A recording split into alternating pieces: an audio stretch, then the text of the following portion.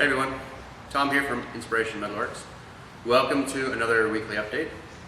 As you can see, things are in disarray today. We've been working on getting the south bend moved into a new location in the shop and getting the Clausing where it's going to live. Actually just kind of taking the place of where the old south bend lathe used to live. That's been taking up a lot of the time, and so I wanted to just kind of give you an update. I did shoot some video of us moving the lathe, so I've got a little bit there. But let me go back and talk about a couple of things. Because, sorry, it's a rainy Saturday and I am pretty spent, but I just wanted to say a couple of things. The first one is I wanted to thank everyone who's recently subscribed. As always, I thank those of you who watch the videos regularly, but my gosh, we got 50 new subscribers in the last week, and here I was all jumping up and down that I was, after peaking right about 180 or so subscribers, all of a sudden I was all excited on Sunday that I was like, hey, I hit 200 subscribers, and I'm going to send a t-shirt out to the person who was my 200th subscriber. And then I look and then I'm at 220, and then I'm at 230, and I'm about to hit 250 subscribers. And so I just want to say thank you, because it means a lot to me that you're watching and that I'm making something that you find interesting. It's interesting to me. I love making these videos, and I love metalwork and doing this kind of thing, but I'm happy to share it with all of you. So thank you very much. The second thing I want to do is give a shout out to the Machining YouTube Facebook group. We've been going back and forth all afternoon today on the wiring for the lathe, and trying to figure out, because I've got to go from 220 single phase to 220 three phase, which in and of itself, really simple, right? You get one of these boxes. This is a VFD, variable frequency drive. It allows you to both change your phase as well as adjust up and down on the frequency, which gives you an adjustment on your speed if you wanted to do so. I have one of these hooked up to my mill right behind me. It works great. This is the same model, just smaller, because it's for a 1 horsepower motor. This is for the 3 horsepower motor. This is the Tico FM50, by the way. So they make different models of it. And so yeah, ordinarily it's 3 wires, 3 wires going in, 4 wires going out, really simple, common ground, done, right? Well, in this case, the lathe is a little more complicated. It has a couple of pieces to it. The first is that it's a 2-speed motor. And so based on your switching, it does 2 different speeds, high and low. Now we'll add another complexity in there. It's a reversing motor. So now you've got low forward, low reverse, high forward, high reverse. Okay? And then to make it even more fun, it's a safety switch. And safety switches are great. It's got the on-off portion of it, but if the power goes out while the lathe is running, you have to turn the switch back off before you can run the lathe again. And what that means, or what that prevents, is you've left the machine unknowingly because power went out. The machine's still run, and you walk away, and all of a sudden the power comes back on, and the machine turns on by itself and starts doing something. Right? So it prevents crashing, it prevents injuries. It's a great feature, but it adds a little more complexity. If I can do it, I'm going to try. I've been posting some photos of the system to Facebook. I'll see about putting those photos in the video. In fact, why don't I right now, I'm going to go mobile and I will show you what I'm talking about. The first thing to show you is the Tumbler Switch. And this switch is the part that manages the high and low and the output to the actual to the motor itself. And so when you're looking at the switch, let me switch sides here so we can talk. I can see what I'm looking at here. So, okay, well, you'll notice we've got your wiring going out to the motor, right? And you can see these wires go to a high and a low section on the switch. You've also got your wires coming in from the power, which I don't know if you probably can't see it, but they go to the lower block over here. Right?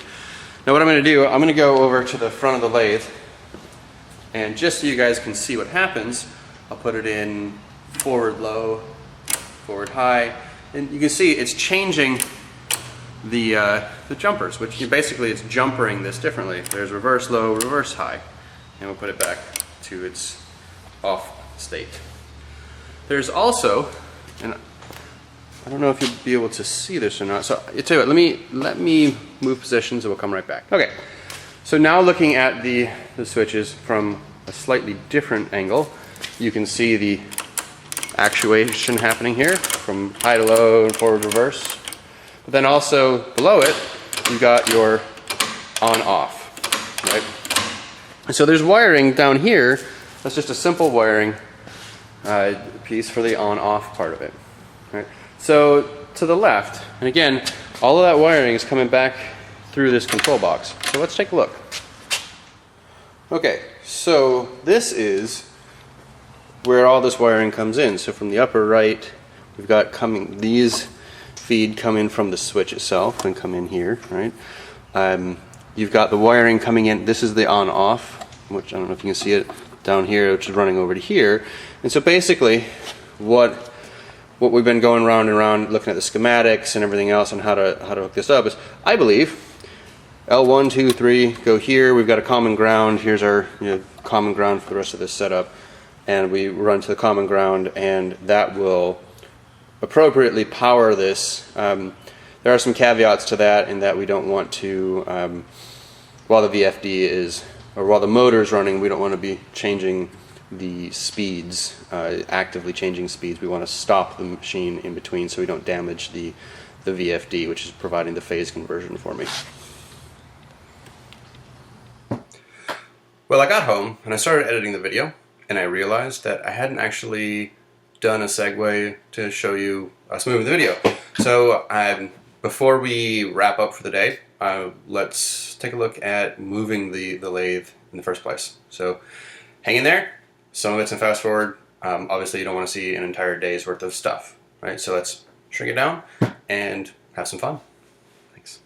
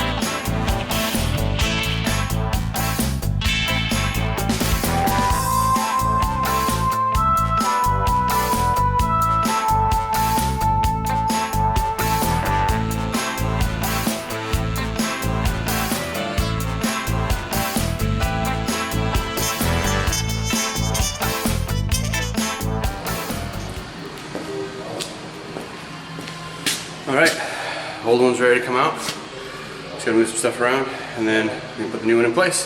So, making progress.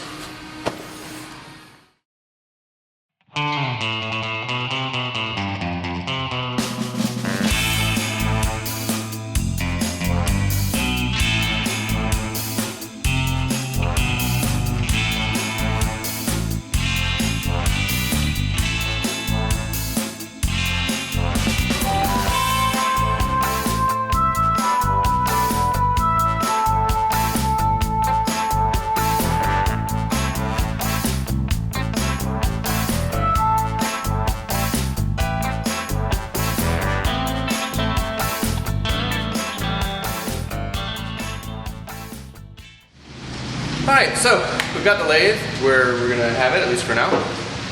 And I made a post to the YouTube machining group on Facebook to help get some of that wiring sorted. I do have a friend around here that's an electrician who offered to help as well. I'd like to get it done this weekend if I can. He wouldn't be available till Monday or Tuesday next week, but frankly, if it looks like it's going to be more than I'm comfortable with, I'll just wait. In the meantime, though, we can keep getting some other things done, get the service done. In shipping, there was a little bit that was damaged on the. It's not bad. It was just a couple things got pushed in. I want to fix. And one of the things I wanted to inspect is the belts and the gears on this. This uses a 2-belt drive system. I'll probably end up replacing the belts. We've got to make sure that they're the exact same length. But so I went ahead. There's just two nuts that hold this in place. And let's take a look. Cover off.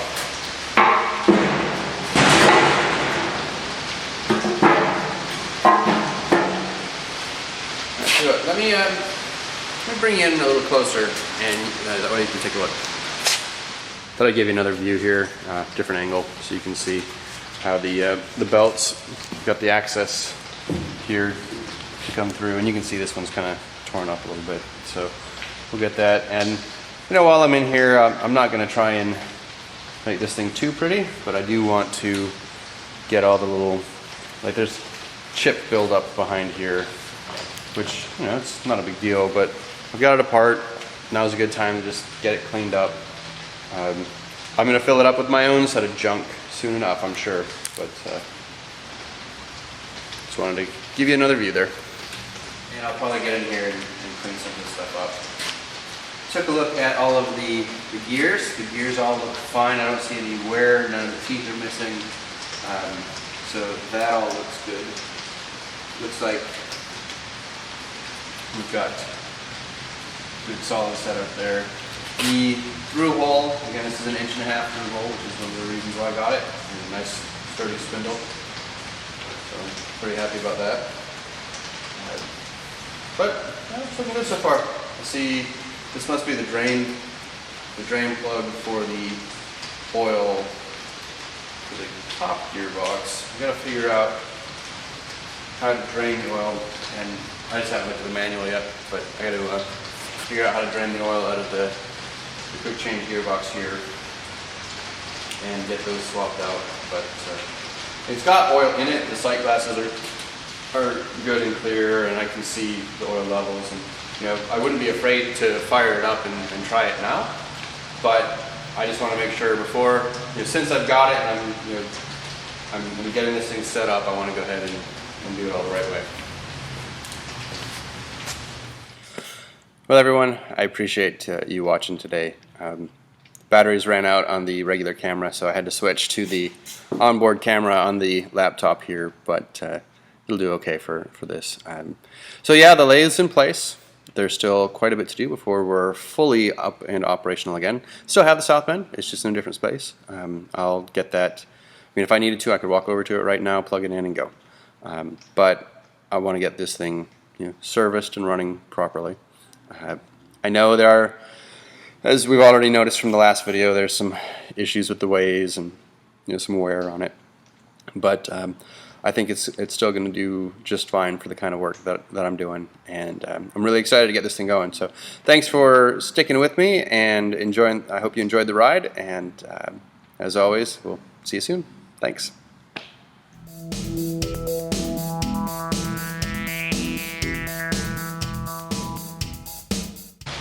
The next step as I get the wiring sorted really is just to get the service done on it. Trying to get a few things figured out. I've already posted to the YouTube machining.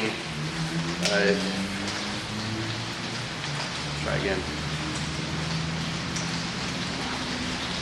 It's one of those days today, folks.